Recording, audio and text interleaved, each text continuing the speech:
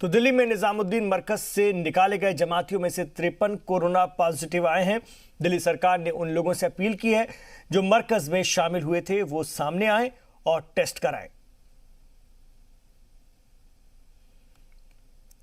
तो तबलीगी जमात के 29 और लोग कोरोना पॉजिटिव पाए गए हैं।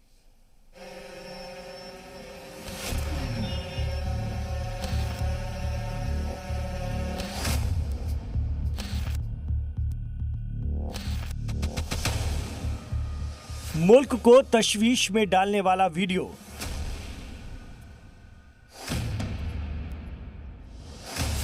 तबलीगी जमात ने कैसे बनाया पाबंदी का मजाक। तबलीगी मरकज में लापरवाही का सबूत। तस्वीरें सामने हैं। सरकार की तमाम कोशिशों को नाकाम करने वाली लापरवाही का सबूत सामने है।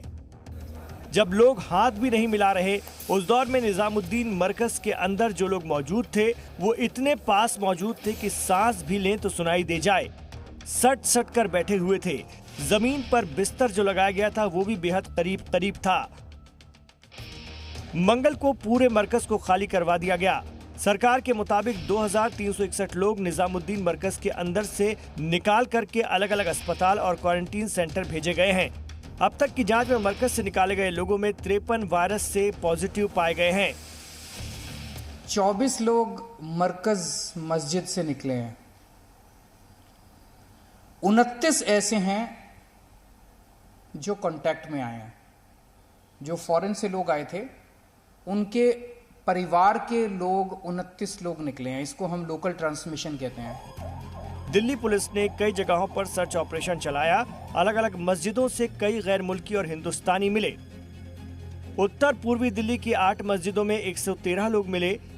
7 मस्जिदों में 106 लोग रुके हुए थे।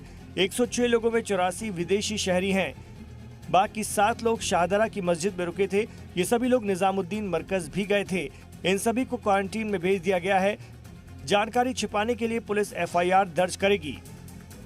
मैं सब लोगों से जो इस आलमी मरकजी पूरे प्रोसेस में यहाँ आए थे मार्च के महीने में, उन सब से मैं कहना चाहता हूँ कि आप जहाँ भी हैं तुरंत अपने आप को मेडिकल फैसिलिटीज़ को सरेंडर करिए। अपने आप को मेडिकल फैसिलिटीज़ के हवाले करिए ताकि आपका ठीक से चेकअप हो सके।